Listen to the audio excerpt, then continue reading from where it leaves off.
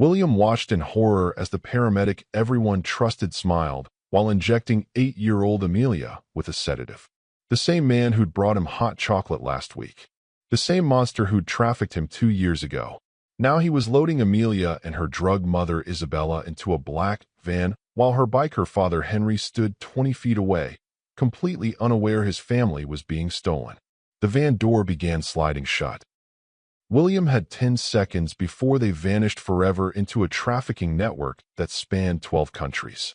He was just a 14-year-old homeless kid. Who would believe him? Who would listen? The taillights glowed red as the engine started. If you're listening right now, help me prove something wrong. My mother said I wouldn't even reach 10,000 subscribers, but I believe stories like this deserve to be heard. Help me show her that these tales matter. Please like and subscribe to Hell's Angels Tales, and let's keep breathing life into stories that were never meant to stay silent. Enjoy the story. William's lungs burned as his sneakers slammed against asphalt, every stride carrying him closer to a mistake that could get him killed. 14-year-old homeless kids didn't sprint toward motorcycle gangs. They didn't throw themselves in front of Harleys piloted by men wearing Hell's Angels patches. They definitely didn't scream accusations at leather-clad giants surrounded by 700 brothers whose engines were already rumbling to life in the Chinatown parking lot. But William wasn't thinking about survival anymore. He was thinking about Amelia's drowsy eyes fluttering closed in that van, about Isabella's glazed expression as the tranquilizer erased her will to resist, about the hydraulic hiss of that door sealing them inside a mobile prison. He was thinking about the 2 years he'd spent in cardboard fortresses, haunted by the children he couldn't save when he'd escaped that Stockton truck stop. This time would be different. This time he'd be the witness who mattered. Stop. Stop the bike. William's voice cracked as he planted himself directly in Henry's path, arms spread wide like a scarecrow trying to halt an avalanche. The Harley's chrome grille filled his vision, close enough that he could smell engine oil and hot rubber. Henry yanked the handlebars hard right, the bike's rear tire screaming against pavement as it fishtailed to avoid crushing the crazy kid who'd appeared from nowhere. The sudden maneuver triggered a chain reaction. Bike swerved. Engines revved in angry bursts. Leather creaked as 300 pounds of muscle and tattoos dismounted, and suddenly William was surrounded by a forest of boots and furious faces. You got a death wish, kid? Henry's voice carried the kind of authority that made grown men reconsider their life choices. He was off his bike now, closing the distance between them with the predatory grace of someone who'd handled threats before. His patches identified him as more than just a member. The king rocker above the Hells Angels insignia marked him as Oakland Charter royalty. Behind him, William counted at least 40 bikers forming a semicircle, and the sound of more engines approaching meant that number was about to multiply. William's hands were shaking so badly he had to clench them into fists. Every instinct screamed at him to run, to disappear back into the shadows where he belonged. But he'd watched those taillights. He'd seen the van merge into traffic, heading toward the Bay Bridge with its human cargo. He had maybe 90 seconds before they were gone forever. Your wife and daughter, William gasped, pointing toward the intersection where the black van had vanished. That paramedic, he wasn't helping you. He took them. The van with Arizona plates. It's a trafficking vehicle. I've seen it before. I know what they do. The words tumbled out in a desperate torrent, each sentence fighting against the certainty that no one would believe him. Why would they? He was a homeless kid in clothes that hadn't been washed in 3 weeks, making insane accusations against a medical professional who'd probably smiled and waved at these same bikers. Henry's expression shifted from anger to something more dangerous, confusion mixed with the first whisper of fear. His head snapped toward where he'd left his family, where the paramedic had been checking his tire. The space was empty. No Isabella. No Amelia. No helpful medical worker. Just empty asphalt and the fading smell of exhaust. Where's my family? Henry's voice dropped to a whisper that somehow carried more menace than his earlier shout. He grabbed William by the front of his torn jacket, lifting him slightly off the ground. Where are they? William didn't fight the grip. Instead, he met Henry's eyes directly, letting him see the truth written in 2 years of nightmares. That van, the black one that just left, they're inside it, drugged. The paramedic injected your daughter with something, told your wife it was allergy medicine. Then he got your wife in the van using aerosolized tranquilizer through the vents. By the time you turned around, they were already compliant. To you it looked like he was helping them into a courtesy vehicle. The detail was too specific to be invented. Henry's face drained of color as the pieces assembled into a pattern he couldn't deny. He released William and spun toward the intersection, already pulling out his phone. The circle of bikers had gone completely still, engines idling in a low rumble that sounded like distant thunder. One of them, a massive man with a gray beard and sergeant-at-arms patch, stepped forward. "King, your phone working?" Henry was already shaking his head, stabbing at the screen with increasing violence. No signal. Nothing. It was fine 2 minutes ago. William felt ice crystallize in his stomach. They're jamming it. 3-block radius. They always do it during extractions to prevent the family from calling for help immediately. By the time the signal comes back, the victim is too far away to track. The sergeant-at-arms pulled out his own phone, then another biker did the same. Heads shook all around the circle. No one had service. 700 bikers, and every single phone was dead. Henry's hand moved to his waist, and for a moment William thought he was reaching for a weapon. Instead, he keyed a radio on his belt. "All charters, code red. My family's been taken. Black van, Arizona plates. Last seen heading toward Bay Bridge. I need eyes on every highway, every." Static burst from the radio, fragmented and useless. The jamming was more sophisticated than William had thought. Henry threw the radio to the ground hard enough to crack the casing, then turned back to William with eyes that could have melted steel. "You said you've seen this before. You said you know what they do." William nodded, his throat tight. "I escaped from them 2 years ago. Atlanta to California pipeline. They use corporate rental vans, encrypted apps, fake credentials. They move fast. If your family disappears into their network, you'll never find them through normal channels." The sergeant-at-arms spoke again, his voice carefully controlled. "How long do we have?" This was the moment. William could feel 700 pairs of eyes boring into him, even though he could only see the 40 men in the immediate circle. One wrong word, and he'd lose their trust forever. One right word, and he might actually save Isabella and Amelia. If most people won't help a homeless kid, will you at least subscribe and comment where you're watching from? "I can take you there," Williams said, forcing his voice steady. "I know where they're taking them. I know the route they use, the warehouse in the industrial district, the timing of their transfers. But we have maybe 2 hours before they move them to the shipping container yard." Henry stepped forward until they were inches apart. "You're sure about this, kid? You're absolutely certain?" William thought about the paramedic's smile as he'd handed him hot chocolate last week. He thought about Amelia's small body going limp. He thought about every child he'd heard screaming in that Stockton truck stop while he'd hidden in a bathroom stall, too terrified to be a hero. "I'm sure," he whispered. Henry opened his mouth to give orders, already turning toward his bike, already planning the mobilization of his entire brotherhood. Then he stopped. His hand moved to his phone one more time, muscle memory overriding logic. Still no signal. The realization hit them simultaneously. Isabella's phone would be just as dead, and even if it wasn't, the tranquilizer meant she couldn't call for help. They were completely cut off, and somewhere in San Francisco traffic, a black van was carrying its drug cargo toward a warehouse where children disappeared into shipping containers and crossed borders as medical supply inventory.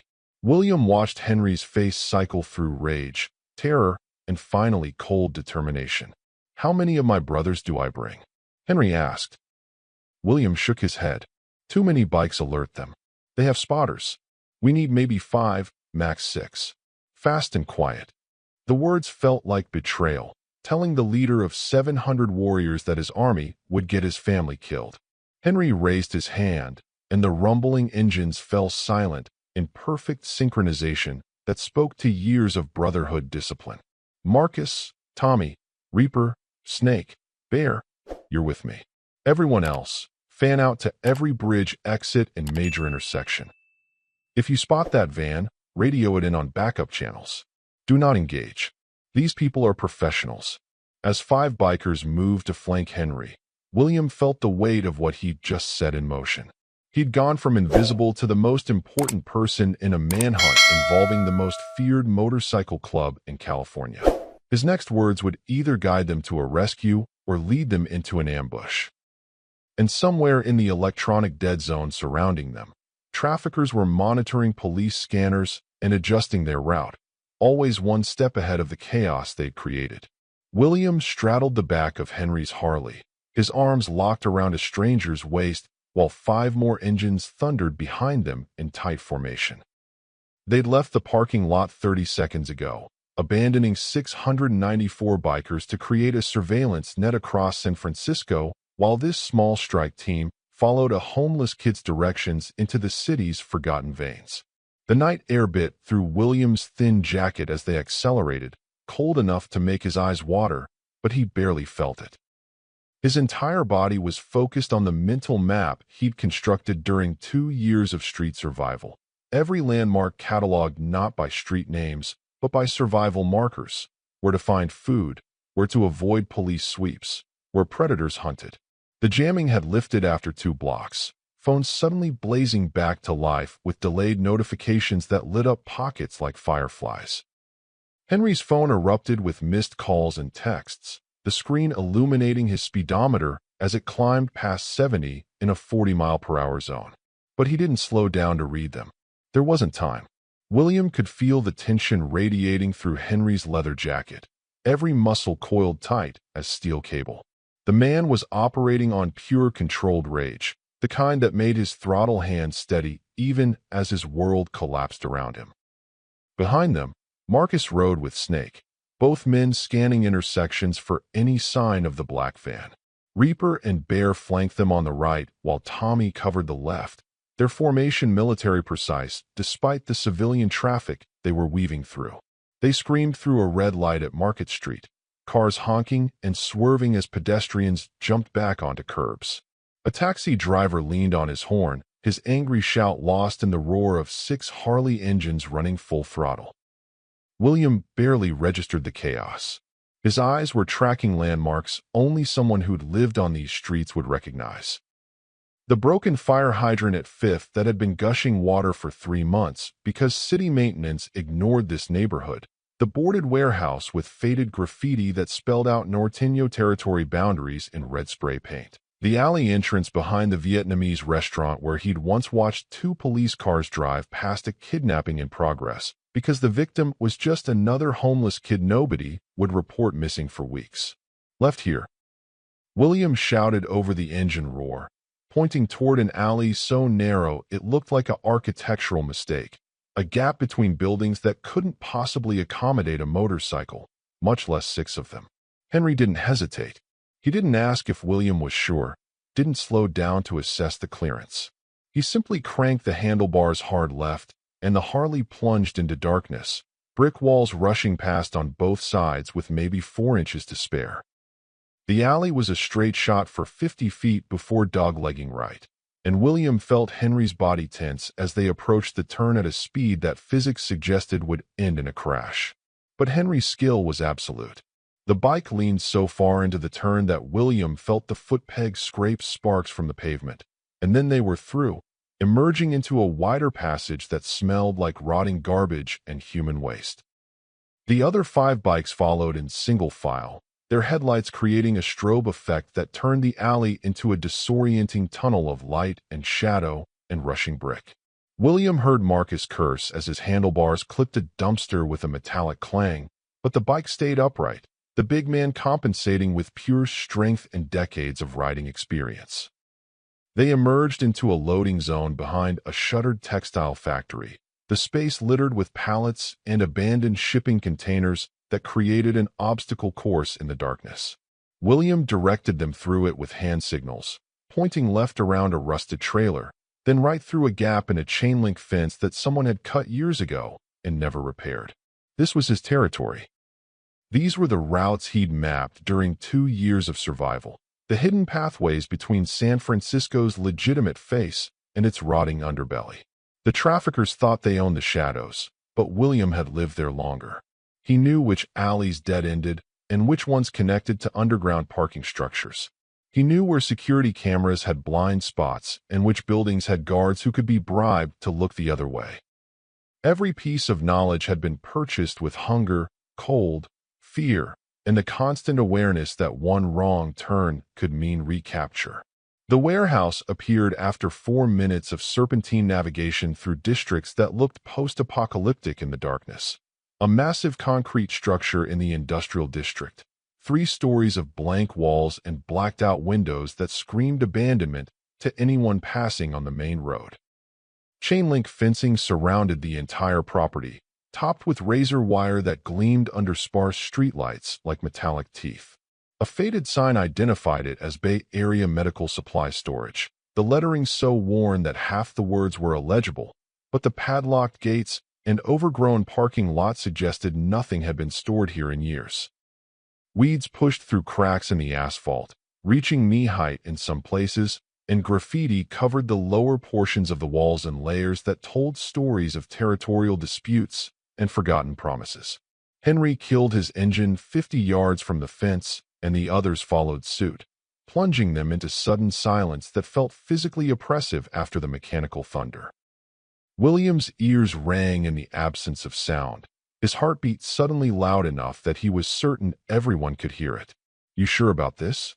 Marcus whispered, dismounting with surprising grace for a man his size. His hand rested on something under his jacket that William tried not to identify, though the shape suggested it wasn't a phone or wallet. William nodded, but his certainty was crumbling with every second that passed. The warehouse looked too abandoned, too obvious. What if he'd remembered wrong? What if they'd changed locations in the 2 years since his escape? What if this was one of their decoy sites, designed to waste time while the real operation continued elsewhere? Then he saw it, fresh tire tracks cutting through the dust near the fence line, 2 parallel lines that gleamed faintly in the streetlight. They were recent, maybe within the last hour, and they led toward a section of chain link that didn't quite match the rest. The fencing there was slightly newer, the posts less rusted, though someone had attempted to weather them artificially with paint to make them blend. William dismounted on shaking legs and approached, his fingers finding the hidden release mechanism he remembered from his captivity. It was a simple pressure latch disguised as a fence bolt, the kind of thing you'd never find unless you knew exactly where to look. The fence section swung open with a soft click that seemed impossibly loud in the silence, revealing a narrow path that wound behind the building through overgrown vegetation. "They disguised the entrance," William explained, his voice barely audible even in the quiet. "Make it look abandoned from the street, but there's an underground garage in back. That's where they keep the vehicles between runs. The van would be there, or it was there recently." Henry moved forward with predatory silence, and the 5 bikers followed like shadows. They were remarkably quiet for such large men, their boots finding purchase on gravel without crunching, their breathing controlled and measured. William realized these weren't just motorcycle enthusiasts playing at being tough. These were men who'd seen real violence, who understood tactical movement and threat assessment. It made him feel slightly safer and significantly more terrified about what they might encounter. William led them around the building's perimeter, past dumpsters filled with construction debris and rusted equipment that might have been legitimate medical supply machinery decades ago. The path was exactly as he remembered, which brought both relief and fresh terror. If this was the right place, then Isabella and Amelia might actually be here. But if this was the right place, then he was about to lead 6 people into a facility designed by human traffickers who'd spent years perfecting their security.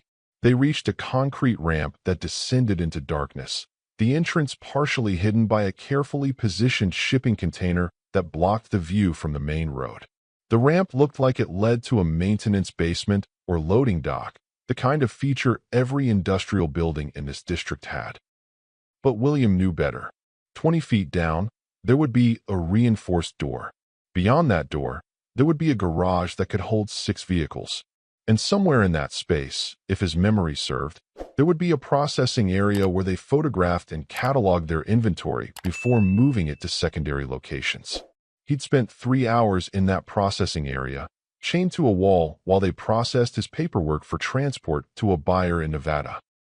The memory made his hands shake so badly that he had to clench them into fists. The descent into the underground garage felt like entering a tomb. Their phone flashlights cut weak beams through absolute darkness, illuminating concrete walls slick with condensation that gleamed like oil in the moving light. The air grew colder with each step down, and the smell changed. Antiseptic mixed with something organic and rotten, like a hospital built over a mass grave. William's breathing came faster, shallow gasps that he couldn't quite control. Marcus noticed and put a hand on his shoulder, the weight simultaneously grounding and terrifying. At the bottom, they found the reinforced door standing open, hanging slightly crooked on its hinges like a broken jaw. The metal was dented near the lock, and fresh scratches suggested someone had forced it recently, within the last few hours.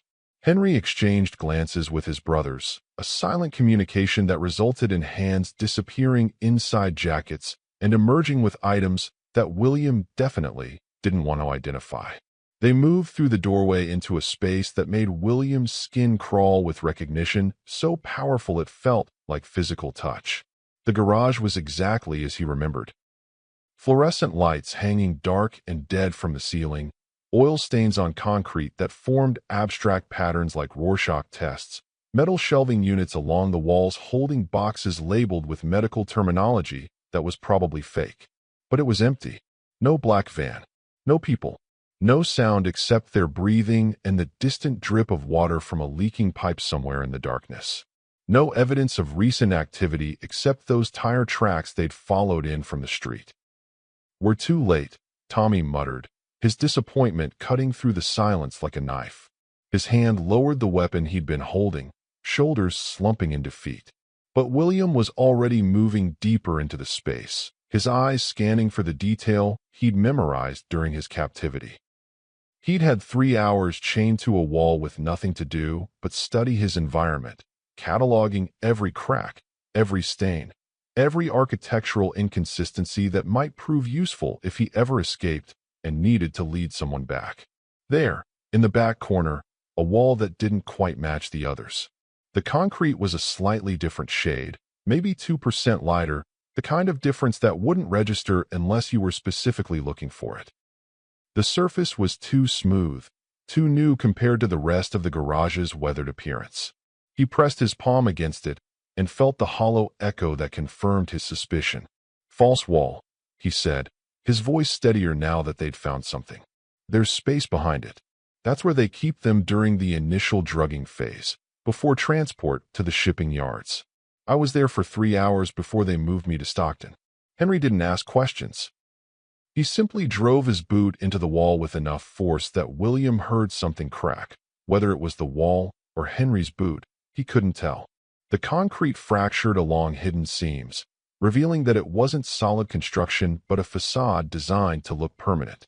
2 more kicks, and the wall crumbled inward like a stage prop, exposing a hidden room that smelled like fear and chemicals and desperation. Their flashlight beams swept across the space and found medical equipment. For stands, sedative bottles with labels that William recognized from his own drugging, restraints mounted on walls at heights designed for both adults and children.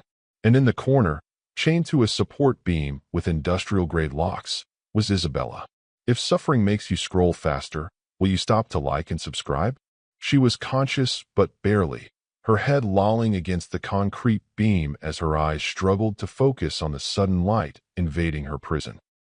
Her nurse's scrubs were torn at the shoulder, exposing skin that was pale and clammy, and 4-line ran from her arm to a bag of clear fluid hanging on a makeshift hook, the drip chamber showing a steady rhythm that meant she'd been receiving medication for at least 20 minutes. Her wrists were raw where the chains had rubbed, and William could see the beginning of bruises forming on her arms in the pattern of fingerprints. Someone had grabbed her hard, held her down while they set up the 4. Henry crossed the distance in 2 strides, his hands already working the chains while his voice cracked with a combination of rage and relief and terror that he was too late. "Bella, baby, I'm here. Where's Amelia? Where's our daughter?" Isabella's lips moved, but no sound emerged at first, her tongue thick with whatever cocktail they'd pumped into her system. Marcus was already on his phone calling for medical assistance while Snake worked on the chain locks with tools that appeared from his vest like magic tricks, picks and tension wrenches that suggested this wasn't his first time dealing with restraints. The chains fell away and Isabella collapsed into Henry's arms, her body trembling with a combination of drug-induced weakness and delayed shock. Her fingers clutched at his jacket with desperate strength, nails digging into leather, as if he might vanish if she let go. "They split us," she finally managed, her words slurred like a drunk trying to pass a sobriety test. "Said it was safer to move her separately. Different vehicle, different route. I tried to fight, but the drugs." Her voice broke into a sob that echoed off concrete walls and broke something in Henry's expression that William had never seen break before. William felt his stomach drop through the floor, through the earth, into someplace cold and dark where hope went to die. They'd found Isabella, but Amelia was gone. The 8-year-old girl who'd been promised a sidecar ride home from soccer practice was somewhere else entirely, being transported by traffickers who specialized in making children vanish into logistics networks that spanned continents. Henry's face had gone completely white, all the color draining like someone had opened a valve. His hands shook as he held his wife, the trembling spreading up his arms until his whole body vibrated with barely contained violence. "Where, Bella? Where did they take her?" Isabella's eyes finally found focus, latching onto her husband's face with desperate clarity that cut through the pharmaceutical fog. "Oakland Port, the shipping terminal on 7th Street. I heard them on the radio. They didn't know I was conscious yet. They said something about Container 7, refrigerated unit, medical supplies manifest." But Henry, her hand gripped his jacket with surprising strength, pulling him closer until their faces were inches apart. "That was 20 minutes ago, maybe 30. They were loading it when they brought me here, when they chained me up and left me. If the ship leaves." The sentence hung unfinished in the chemical-stinking air, but everyone understood its completion. If that container made it onto a cargo ship and left American waters, Amelia would disappear into an international trafficking network that spanned continents and consumed children like a machine designed for exactly that purpose. She'd become a ghost, mourned by parents who'd spend the rest of their lives checking every news story about trafficking busts, hoping to see her face among the rescued. William had seen it happen before. He'd heard the screams of children being loaded into refrigerated containers, told they were going somewhere better, somewhere safe. The cold preserved them during transport. The darkness prevented them from seeing where they were going. The soundproofing meant no one heard them crying. Henry lifted Isabella into his arms with the care of someone handling broken glass, already moving toward the exit with purpose that bordered on violence. "Marcus, call ahead to Oakland Port. Get every brother we have to that terminal. I want it surrounded. Tommy, you ride with Bella back to the clubhouse. Get her real medical attention. Snake, you're with me. Reaper, Bear, mobilize the outer charters." His voice was pure command now, emotion buried under tactical necessity, and the kind of focus that came from years of leading men into situations where mistakes cost lives. But as they emerged from the underground garage into night air that felt clean after the room's oppression, Isabella grabbed Henry's arm with both hands. Her eyes were clearer now, fighting through the drugs with a nurse's understanding of her own biochemistry and the adrenaline of maternal terror. "Henry, listen to me." Her voice cut through his forward momentum, stopped him mid-stride with the urgency of her tone. "They knew you'd come. They wanted you to find me. The paramedic. Before he left, before he chained me up, he was smiling. He said, 'Tell King we'll be waiting.' This whole thing." She swallowed hard, forcing the words out past the drugs that wanted to pull her back under. "This is a trap." The ride to Oakland Port took 11 minutes at speeds that should have killed them 3 times over. Henry had made one call before they left the warehouse, his voice cold as winter steel as he mobilized every Hell's Angels charter within 50 miles. But Isabella's warning echoed in William's head with every mile they covered. This is a trap. The traffickers wanted them to come. They'd left Isabella alive specifically so she could tell Henry where to find Amelia.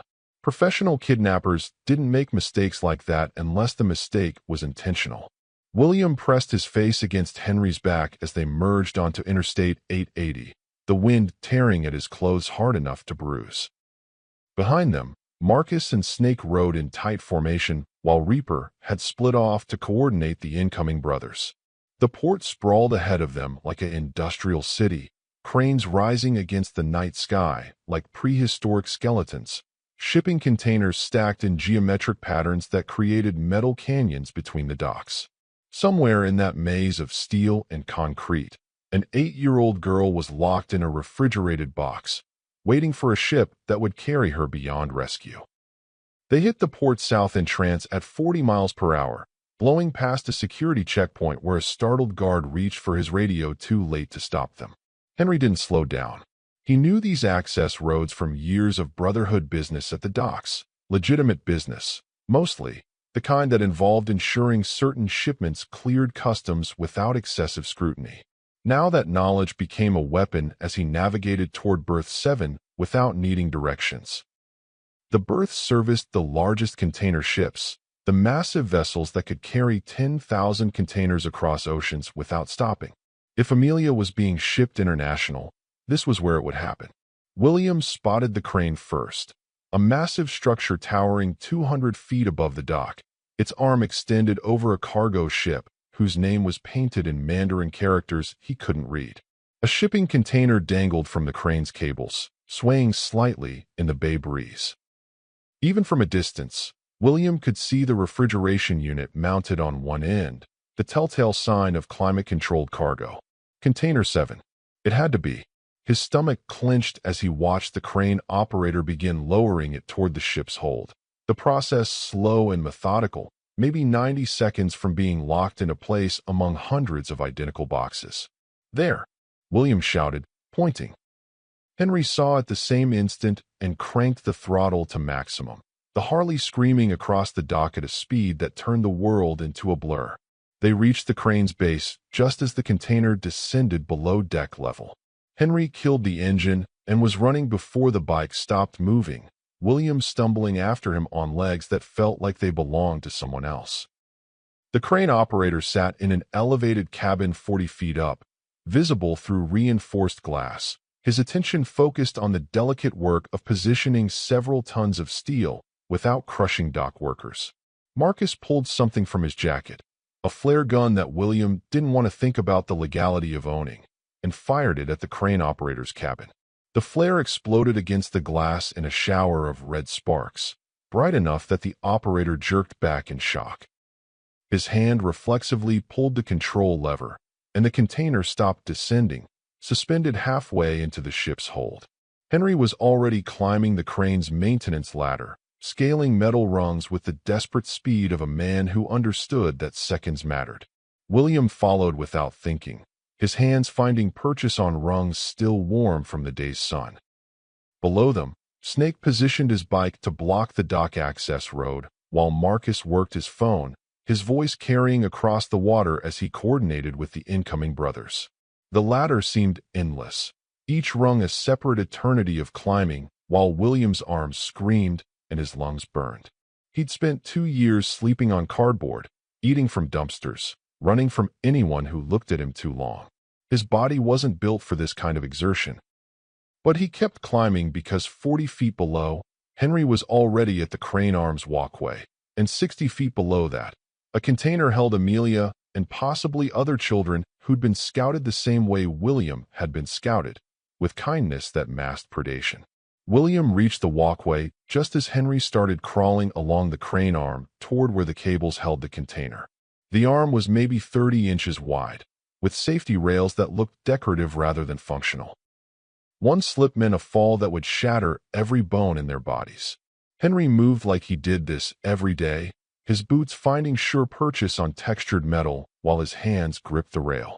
William followed, trying not to look down at the water churning black and cold between container ships. They reached the container after what felt like an hour, but was probably 90 seconds. Henry grabbed the cables and swung himself onto the container's roof with the kind of strength that came from desperation rather than practice.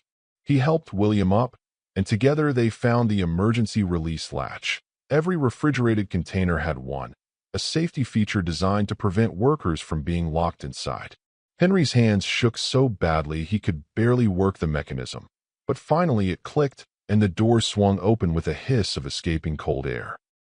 The cold rolled out like a physical entity, dropping the temperature 20 degrees instantly.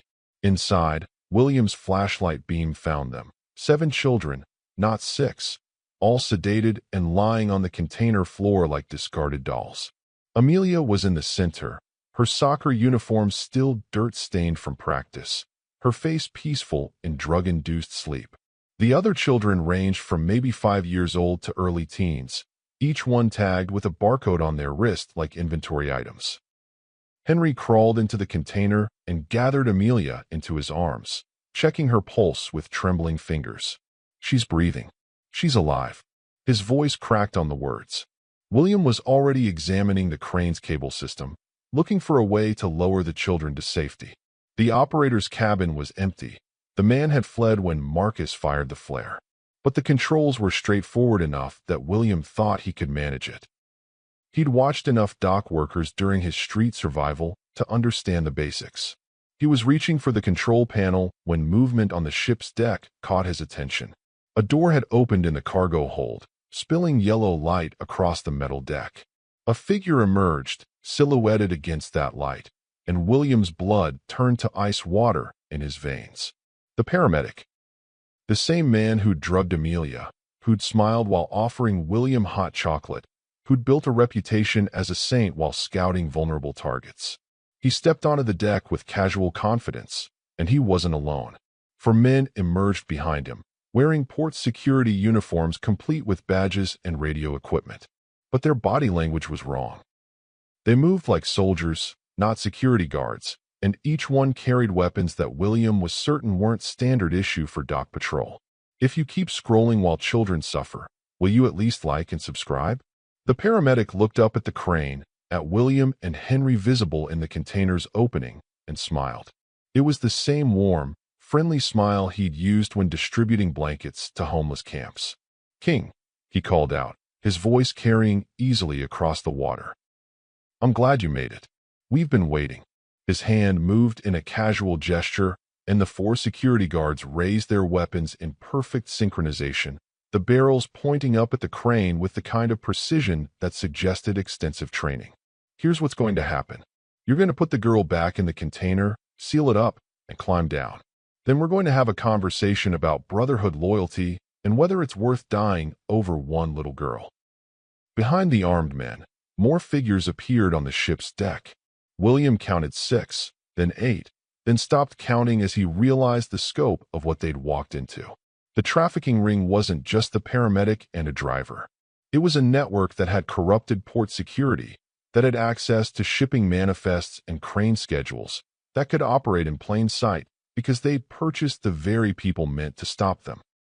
Henry held Amelia tighter, his body positioned between his daughter and the guns below. William's hand found the crane's emergency cable system, the red lever that every operator was trained never to pull except in catastrophic situations. One pull, and the container would drop straight down into the ship's hold, crushing anyone beneath it. But it would also trap them on the crane with nowhere to run and 8 armed men below. The paramedic's smile widened as he watched William's hand hover over the lever. "Go ahead, kid. Pull it." Drop several tons of steel and 7 sedated children 60 feet. "I'm sure the fall won't hurt them at all." He took a step forward, his security team advancing with him in practice formation. "Or you can be smart for once in your homeless life. Come down. We'll even let the girl go. We have 6 other containers shipping out tonight. 1 lost unit won't hurt our quarterly numbers." William looked at Henry, whose face had gone pale but determined. They both understood the math. They were trapped on a crane with unconscious children, surrounded by armed traffickers who controlled the entire port facility, and the 700 brothers Marcus had called wouldn't arrive for at least another 5 minutes. 5 minutes was forever when men with guns were advancing. The paramedic raised his hand, and the security team chambered rounds in their weapons, the mechanical clicks echoing across the water like a countdown to execution. The sound started as a distant rumble, like thunder rolling across San Francisco Bay from the eastern hills. But thunder didn't have rhythm, didn't have the mechanical precision of 700 Harley-Davidson engines synchronized in approach formation. William felt it through the crane's metal structure first. Vibrations traveling up from the dock, through steel beams into his bones. The paramedic's smile faltered as the sound grew louder, filling the port facility with a roar that made shipping containers vibrate in their stacks and sent ripples across the black water between vessels. William watched the paramedic's expression shift from confident to confused to genuinely afraid as the first headlights appeared at the port's north entrance like distant stars, then multiplied at the south entrance, then flooded through the east gate in a wave of chrome and light that transformed the industrial darkness into something approaching daylight. The bikers had coordinated a three-point approach that sealed every exit route like a military operation, cutting off escape vectors with the precision of men who understood tactical positioning from decades of strategic thinking. The motorcycles poured into the port facility in organized waves, their formation suggesting command structure and communication protocols that went far beyond simple gang activity. They didn't stop at security checkpoints. They rolled over barriers like water flowing around stones. They didn't slow for confused dock workers waving their arms. They simply parted around obstacles and reformed on the other side in perfect synchronized movement. William had spent 2 years watching street gangs operate in San Francisco's underground, had seen territorial disputes and power demonstrations, but he'd never witnessed anything approaching this level of coordinated force. The first wave consisted of maybe 200 bikes that spread across the main dock area in a semicircle, their engines idling in perfect unison. The second wave filled in the gaps, creating an unbroken wall of machinery and leather that stretched across the entire berth. The third wave positioned themselves at strategic choke points, loading ramps, crane access roads, the narrow passages between container stacks. They were creating a siege perimeter, and they were doing it with the efficiency of professionals who'd practiced exactly this kind of operation. Henry stood on the crane's walkway 40 feet above the chaos, still holding Amelia in his arms with the careful grip of a man cradling something infinitely precious and infinitely fragile. He raised one hand in a signal that William didn't recognize, 3 fingers extended, then a fist, then an open palm. But the 700 brothers clearly understood the command. The engines cut simultaneously, every single one, dropping the port into a silence so profound that William could hear his own heartbeat thundering in his ears. He could hear water lapping against the ship's hull. He could hear the wind whistling through crane cables. He could hear the paramedics breathing quicken from 60 feet below. In that manufactured silence, Marcus's voice carried across the water, amplified through a megaphone he'd acquired from somewhere in the organized chaos. His tone was absolutely calm, the kind of terrifying calm that spoke to complete confidence in superior position. You're surrounded. Put down your weapons and step away from the ship. You have 30 seconds to comply. The words echoed off shipping containers, bouncing back from multiple directions in a disorienting audio assault. 29, 28, 27. The paramedic looked around at the sea of bikers encircling the berth, his calculated confidence crumbling as he processed the scope of what he'd catastrophically underestimated. These weren't just angry bikers looking for a fight. This was Oakland's entire Hells Angels charter plus reinforcements from San Jose, Sacramento, Stockton, Modesto, and charters from smaller cities that William couldn't even identify by their patches. They brought bolt cutters and chains, tire irons and tools that could dismantle security barriers.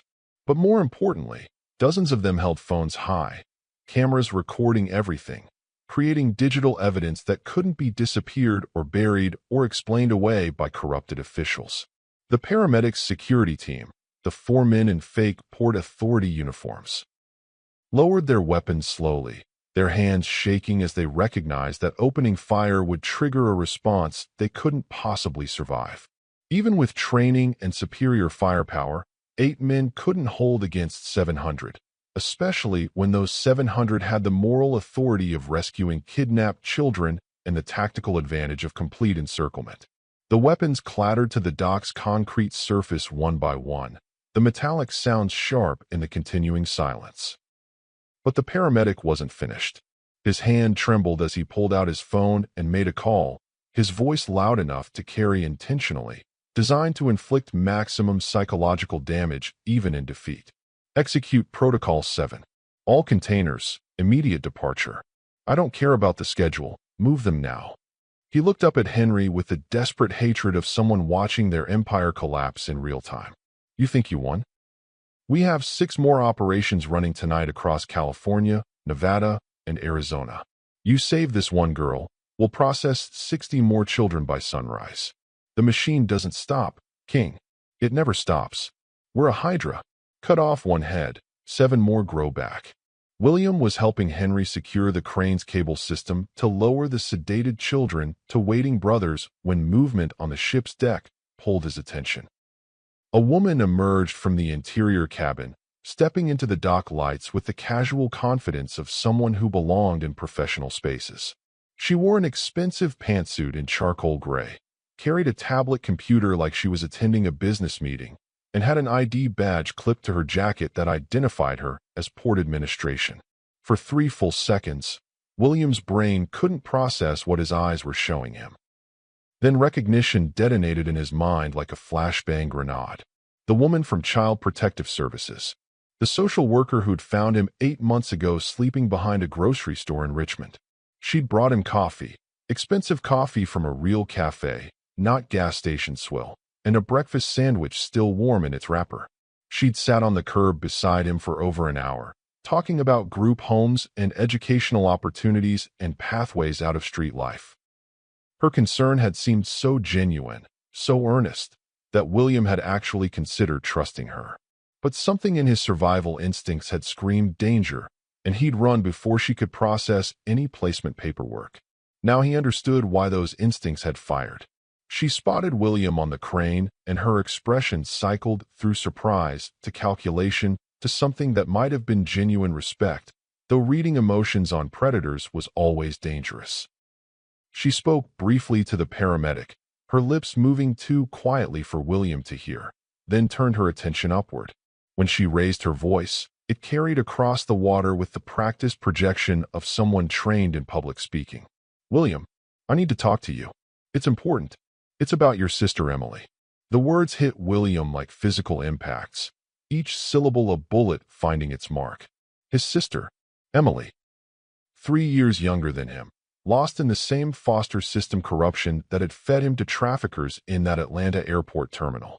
He'd been told she died of pneumonia in a group home outside Savannah. The social worker back then had been apologetic, sympathetic, had offered counseling resources he couldn't access because he was already running.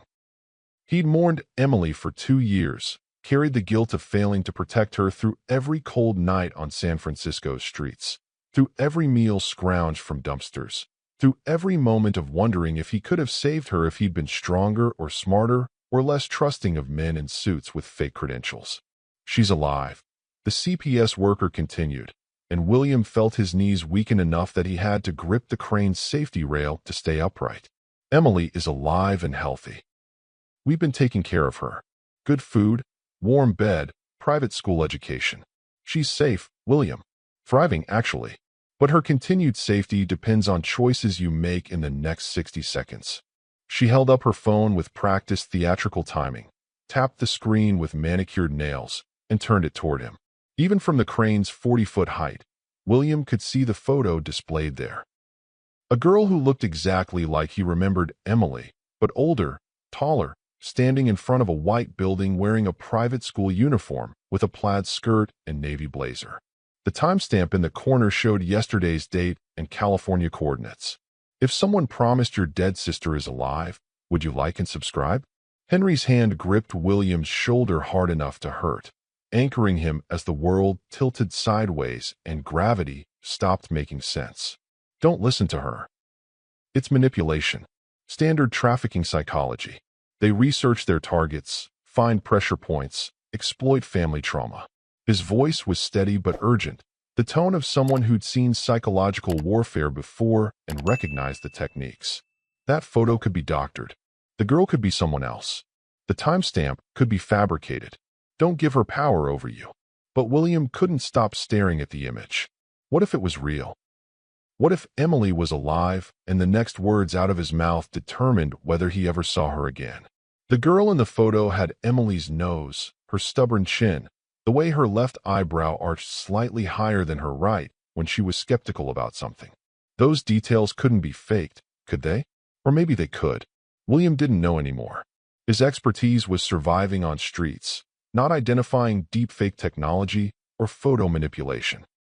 The CPS worker walked closer to the crane's base, her heels clicking on the dock's concrete with metronomic precision that reminded William of the countdown before execution. Here's the situation, William. You've exposed this operation. The authorities are probably already en route thanks to all these cameras your biker friends are recording with. We're going to lose this facility, these containers, possibly some of our network infrastructure. That's unfortunate, but manageable. We have redundancies built into our business model, backup facilities across 3 states, contingency protocols for exactly this scenario. She paused, letting the weight of her words settle across the water like oil spreading across the bay's surface. Behind her, the 700 bikers remained absolutely still, a forest of leather and chrome waiting for something to happen. But you, William, you're different. You're the witness who can connect faces to crimes across multiple states. You escaped our Stockton facility and saw our processing methods. You know our routes, our people, our operational patterns. With your testimony, federal prosecutors could dismantle trafficking operations in 7 states, cost our organization hundreds of millions in revenue, send dozens of our associates to federal prison for decades. Her finger hovered over her phone screen like a judge's gavel waiting to fall. That's problematic for our business model. So here's the offer, and I need you to understand it's non-negotiable. Walk away. Tonight never happened. You forget our faces, we forget yours. You never testify, never speak to FBI agents, never appear in court. In exchange, I'll send you an address right now. An address in San Jose where Emily is waiting. She'll be there tomorrow at noon. You can have your reunion, take her somewhere safe, build a life together. We'll even provide resources.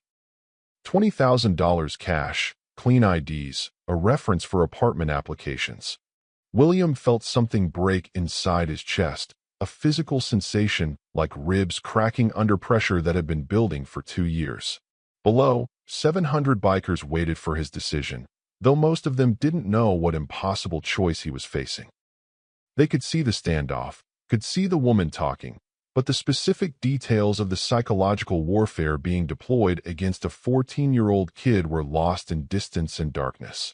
Marcus had climbed halfway up the crane now, close enough to hear the conversation, his face twisted with fury at the manipulation he was witnessing.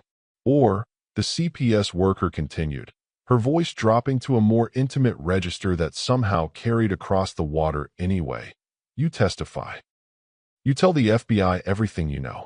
You appear in court, point at faces, recount your experiences. Justice prevails. We get arrested, prosecuted, convicted. Some of us go to prison. The system works exactly as it's designed to work. She smiled, and it was the same warm, trustworthy expression she'd used when offering William that breakfast sandwich in Richmond, when pretending to care about his welfare while actually scouting him for merchandise value. And Emily disappears. Not killed. We're not monsters, William. We don't hurt children. We just relocate her to one of our international operations in countries where U.S. authorities have no jurisdiction and no extradition treaties. Maybe the Philippines. Maybe Moldova. Maybe Thailand. You'll spend the rest of your life knowing she's alive somewhere, being used to generate revenue for our business, and that you chose to save strangers instead of your own sister. You chose abstract justice over family. Every birthday she has, every holiday, every graduation, you'll know you could have prevented it with one simple choice. She raised her hand, and William realized with dawning horror that she was going to count down. She was going to force him to decide in real time, with no opportunity to think or plan or consult or find a third option that might save everyone. You have 30 seconds, William. Save your sister or save the system. You can't do both.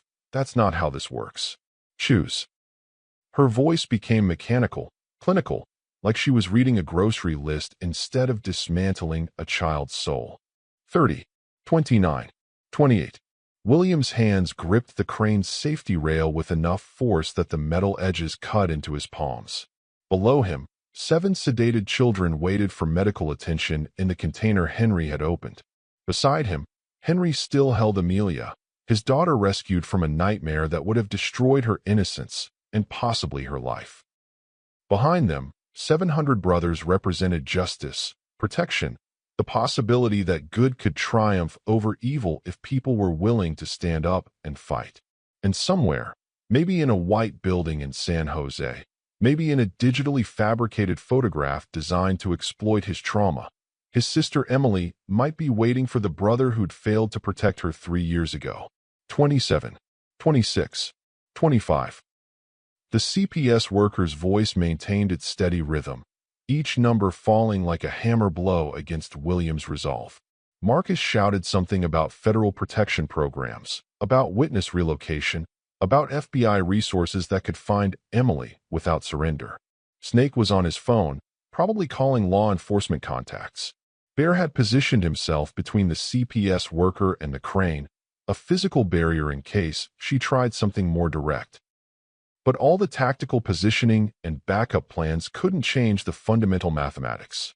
If William testified, this woman would make Emily disappear into an international trafficking network where she'd be moved between countries like inventory, where tracking her would require resources that overwhelmed even federal agencies.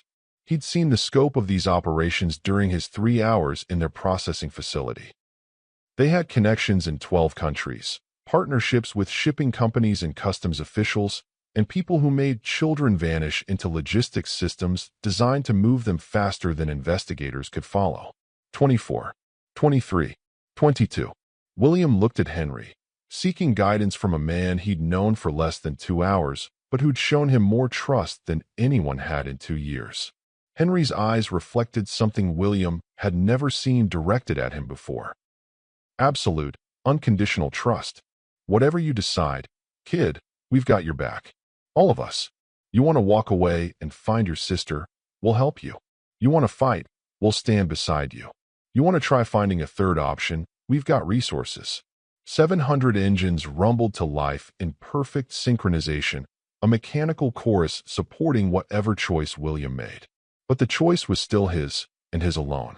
The counting had reached 20, then 19, then 18. The CPS worker's smile had become fixed, predatory, certain of victory, because she'd played this game before and knew that family always won over principle. William's vision blurred with tears he refused to let fall. His throat closed around words he couldn't form. And somewhere in his 14-year-old mind, a calculation was happening that no child should ever have to make. Measuring the value of one sister against 7 children, of personal love against abstract justice, of what he owed Emily versus what he owed the world. 17, 16, 15. William's voice cut through the countdown at 14, steady and clear despite the tears streaming down his face. I have a better idea. He pulled out the phone Isabella had given him after they'd rescued her from the warehouse, a cheap prepaid model she'd insisted he carry for emergencies. His fingers shook as he opened the voice recorder app he'd activated the moment the CPS worker started talking. I've been recording this entire conversation. Every word, every threat, every admission about international operations and 12-country networks. He held the phone up so she could see the timer still running, the red recording indicator blinking like a heartbeat. It's uploading to cloud storage in real time. Even if you destroy this phone right now, the evidence is already backed up to servers your organization can't touch. The CPS worker's smile vanished like someone had cut power to a neon sign. Her face went through several emotions in rapid succession: shock, rage, calculation, fear. Her hand moved toward her tablet with sudden desperate urgency, but Snake was already moving, his massive frame covering the distance between them faster than seemed possible for a man his size. He grabbed her wrist before she could execute whatever digital command she'd been reaching for, twisting just hard enough to make her drop the device without breaking bones. It clattered to the concrete, and the screen spiderwebbed with cracks, going dark. 13, 12, 11, William continued, taking over her countdown with cold precision that surprised even himself. You want to play the numbers game? Here's mine. I've already sent this recording to FBI agent Sarah Chun. She's been investigating your network for 2 years. This conversation gives her probable cause for warrants across 7 states. Your operation is done. Marcus was already on his phone coordinating with law enforcement contacts, his voice carrying across the water as he relayed coordinates and suspect descriptions. Federal agents en route. ETA 3 minutes. Port Authority is secured. Real Port Authority, not your corrupted security team. The paramedic made a desperate move toward the ship's gangway, but 20 bikers materialized in his path like they'd been waiting for exactly this moment. He froze mid-stride, hands rising slowly as he realized escape was impossible. All his earlier confidence had evaporated, replaced by the hollow-eyed panic of someone watching their carefully constructed empire collapse in real time. William climbed down from the crane with Henry beside him, Amelia still cradled in her father's arms, but starting to stir as the sedative wore off. The other 6 children were being carefully lowered by bikers who moved with surprising gentleness, their intimidating appearances masking genuine concern for the unconscious kids. At the bottom, William walked directly to the CPS worker, whose Snake still held immobilized with one meaty hand on her shoulder. He stopped 3 feet away, close enough to see her face clearly in the harsh dock lights. The warm, trustworthy social worker mask had completely shattered, revealing the cold calculator underneath. You said Emily's in San Jose. You said she'd be at an address tomorrow at noon. That was a lie, wasn't it? His voice was quiet, almost conversational, but it carried a weight that made her flinch despite her attempts at composure. She didn't answer, which was answer enough. Her jaw clenched and her eyes shifted away, unable to maintain the fiction in the face of direct confrontation. William nodded slowly, feeling something harden in his chest that felt like the final death of childhood innocence being replaced by something stronger. I thought so. But here's what you didn't know. While you were talking, while you were counting down and thinking you had me trapped, Marcus was running facial recognition on that photo you showed me. He pulled out his phone and showed her Marcus's text message with the analysis results. The girl isn't Emily. She's a stock photo model from a trafficking awareness campaign in Oregon. You grabbed it off the internet and doctored the timestamp thinking I wouldn't have the resources to verify it. The CPS worker's face went pale, all the blood draining out as her psychological warfare collapsed under factual scrutiny. William felt a strange mixture of relief and devastation. Emily might be alive, or she might not. But even if she is, you were never going to tell me where. You were going to use the promise of her as leverage forever, weren't you? Keep me quiet with hope instead of truth. His voice cracked on the last words, but he forced himself to continue. Well, I choose to hope that the FBI can find her instead, because at least they won't lie to me. The sound of sirens cut through the night air, growing exponentially louder as federal vehicles approached from multiple directions. Agent Sarah Chun had apparently mobilized every available unit. FBI tactical vehicles poured into the port facility, their movements coordinated with the bikers in a way that suggested Henry had been in contact with law enforcement from the beginning. William realized the 700 brothers hadn't just been a rescue operation. They'd been a containment force, keeping the traffickers trapped until federal authorities could arrive with proper jurisdiction and arrest powers. Agent Sarah Chun emerged from the lead vehicle, a woman in her 40s with steel-gray hair and eyes that had seen too many trafficking cases but refused to grow numb to the horror. She walked directly to William, ignoring the 700 bikers surrounding her like she dealt with motorcycle gangs every day.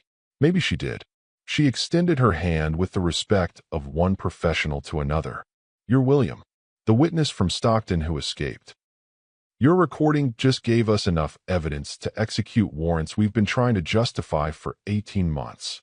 You did something incredibly brave tonight." William shook her hand, still feeling disconnected from reality. "Can you find Emily?" "My sister. She was in foster care in Georgia 3 years ago. They told me she died of pneumonia, but..." His voice broke completely, and he couldn't finish the sentence. Agent Chin's expression shifted from professional to genuinely compassionate. "I already started the search the moment I got your recording. We have dedicated teams for exactly this. I can't make promises about what we'll find, but I can promise we'll look with every resource the Bureau has. If finding missing children matters to you, will you like and subscribe now?" The arrests happened swiftly after that. Coordinated chaos that looked random but followed precise federal protocols. The paramedic, the CPS worker, the 4 fake security guards, 3 ship crew members who'd been complicit, and 2 actual port employees who'd been taking bribes to look the other way. They were loaded into federal vehicles while Agent Chin read charges that seemed to stretch forever. Kidnapping, human trafficking, conspiracy, racketeering, corruption of public officials, money laundering, transportation of minors across state lines. Each charge carried decades of federal prison time with no possibility of early parole. "This is just the beginning," Agent Chun explained as she supervised the operation. "Your recording gave us names, locations, operational details. We'll be executing warrants in 7 states by sunrise. This network has been operating for almost a decade. Tonight, you helped us end it." William nodded numbly, watching the traffickers being driven away. He'd won, objectively. The children were safe. The criminals were caught. But victory felt hollow when Emily's location remained unknown. 5 days later, William stood in the Oakland Hells Angels clubhouse wearing clothes that actually fit. Jeans and a flannel shirt Isabella had bought him, insisting a 14-year-old deserved better than street rags.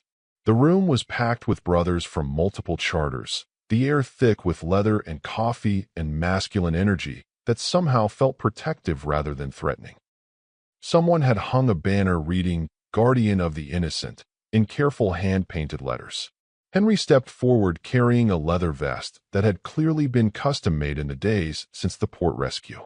It was black, heavy with quality craftsmanship, adorned with patches that told a story William was still learning to read. The back carried an embroidered image of a guardian angel with motorcycle wings spread wide. Below it, a single word in Gothic script, "Protected." "This doesn't make you a member," Henry said, his voice carrying to every corner of the crowded room. "You're 14. You've got growing up to do, education to finish, a real childhood to experience. But it makes you family. It means 700 brothers have your back forever. It means you've got a home when you need one, food when you're hungry, protection when you're threatened, and people who'll believe you when the world doesn't." He held the vest open, and William slipped his arms through sleeves that felt too big, but would fit eventually. The weight settled across his shoulders like armor and responsibility combined. The room erupted in applause that made the windows rattle. Engines revved outside in celebration, the sound rolling through the neighborhood like thunder announcing something important had happened. Isabella appeared beside him with Amelia, both healthy and bright-eyed. The 8-year-old grabbed William's hand without hesitation. "Mom says you're my new brother. Is that true?" William looked at Isabella, who smiled with the warmth of someone who'd decided adoption paperwork was just a formality. "Guest rooms already set up. School enrollment starts Monday. We've already talked to social services, real social services this time, thoroughly vetted. You're staying with us, William. No arguments." Before William could respond, his phone buzzed. Unknown number. His heart seized as he opened the message, simultaneously hoping and dreading. The text was brief. "William, we found her. Emily Miller, age 11, foster care in Sacramento. 127 Oak Street. She's safe and healthy. She's been asking about a brother named William for 3 years. I told her we found you. She wants to meet tomorrow if you're ready. Agent Chun." William's vision blurred as 2 years of grief transformed into something he'd almost forgotten how to feel: joy. Pure, uncomplicated joy.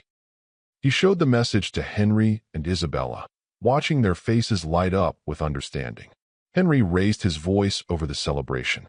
Brothers, Sacramento Run leaves in 20 minutes. We're reuniting a family. The response was instantaneous. Dozens of volunteers, engines already warming up, a convoy forming to escort William to the most important moment of his life. The ride to Sacramento took 90 minutes through cold night air that felt clean and full of possibility. William rode with Henry again, but this time Amelia sat in the sidecar, chattering excitedly about having a sister.